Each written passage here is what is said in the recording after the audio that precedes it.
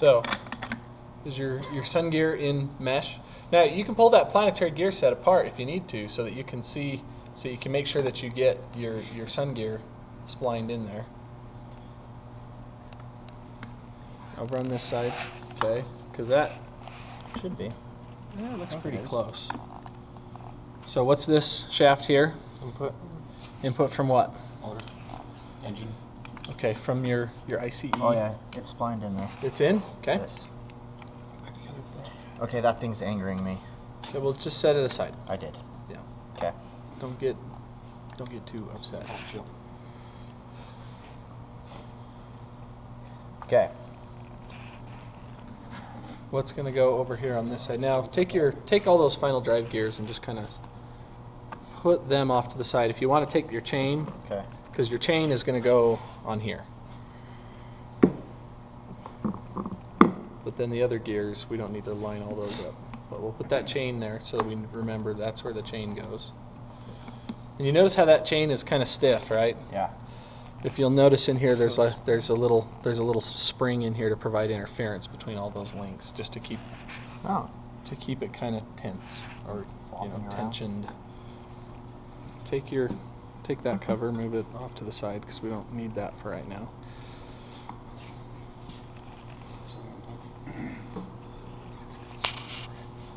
Okay. Move your differential. And let's get this thing over here. Oh.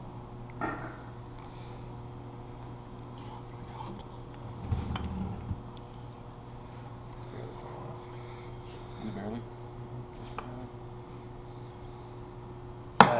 Does it matter which way it goes in? Yeah, it does. So which way does it go? Straight in. Yeah, that's on top. Yeah, it is. Your winding connections are on top. Yep, and that's on top. Because remember, this has got your ring here for your resolver. Okay, I just made a permanent magnet You just gear. welded those together. Pull it apart. Ugh. Okay. This is the one that's going to thump. Yeah, watch your fingers. Just like that. That'd be all right. I mean, it'll probably scare you a little bit, but just don't let your fingers get down in between. Okay. Now. Very manly of you to. Well, this thing's sharp. Right? Yeah, it is. That thing is sharp too. Yeah, okay. Now, stand this up on its side. Okay. So you can see the splines here on our rotor for MG2 fit into the splines here that are essentially, what is this essentially attached to? I mean, we've got this little plate here. Okay. Yeah, that's attached to your ring gear because you can see here's your planets right there. It's got little tiny teeth. And so this, there's lots of them, and they're just really strong, and it's just a Prius. So that fits in there like that. He didn't mean. I just meant, you know what I meant. Okay, It's okay. Now, hold on a minute. Yeah, hold on.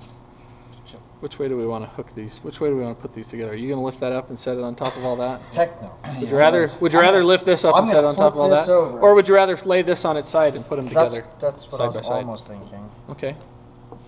Well, You're the engineer. figure it out. Take something simple and complicated. Okay, I'm gonna think about this. We can come back on not this coming Monday. But After spring break. The Monday after. Spring break, and then You'll have it all suggestion. worked out. Worked out? No. Suggestion? Yes.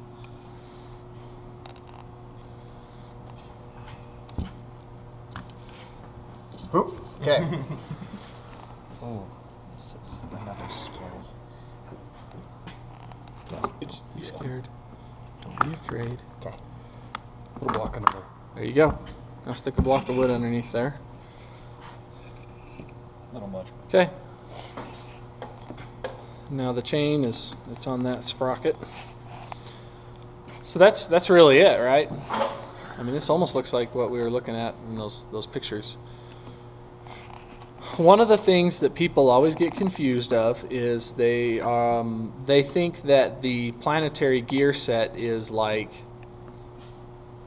the output, so that your output passes through the planetary gear set to the wheels. So that, you know, they think that planetary gear set manipulates the gear ratio, okay, to the wheels. Is that true or even possible? No, not at all. Because MG2, okay, this is our primary traction motor. For all intents and purposes on the Prius, this is the motor that drives this vehicle down the road.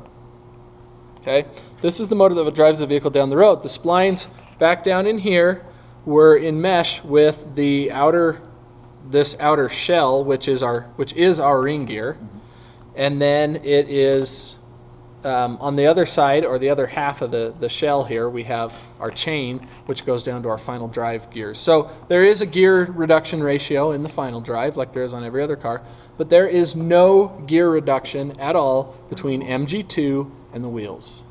There's none. So there's no transmission, meaning there's no variable gear ratios. So then what is the planetary gear set doing? Well, what it is doing is it is blending motor drive from our input shaft here, which is going to be splined into our drive plate, or, you know, like the dual mass flywheel, like I keep mentioning. That's going to come from the engine, and the rotation of this shaft will be blended with the motivation being provided by MG2, and then we are going to split the power coming from the engine here between helping MG2 and then coming back through the sun gear to drive MG1. But that's the way all of that looks together. No transmission. How does it control that split? How does it control that split? Just by the ratio of how much, well, essentially the three are. Yeah, depending on the demands of the three. So if this one here is running as a generator, the gasoline engine can run, and we can vary the speed of the gasoline engine. If the gasoline engine needs to drive this quickly, then it's automatically going to take torque away from helping to drive the sun gear. Okay, if the faster we spin that engine, the faster the little planet pinions in there are going to rotate, and the faster this will rotate. Well, it's still providing force because the pinions are walking around the inside of that sun gear. So it's still providing torque to that final drive. And you just keep this one spinning at the same speed. But this one, well, this one is just spinning at the speed of whatever we're running the vehicle at. Okay, so that's all controlled by the action in the inverter. She does her own thing. It's not really that complicated. It's pretty incredible that this is essentially everything that's inside the transaxle of the Prius, because people expect to find unicorns. And there's no trace of unicorns. You can't even find any of their droppings in there.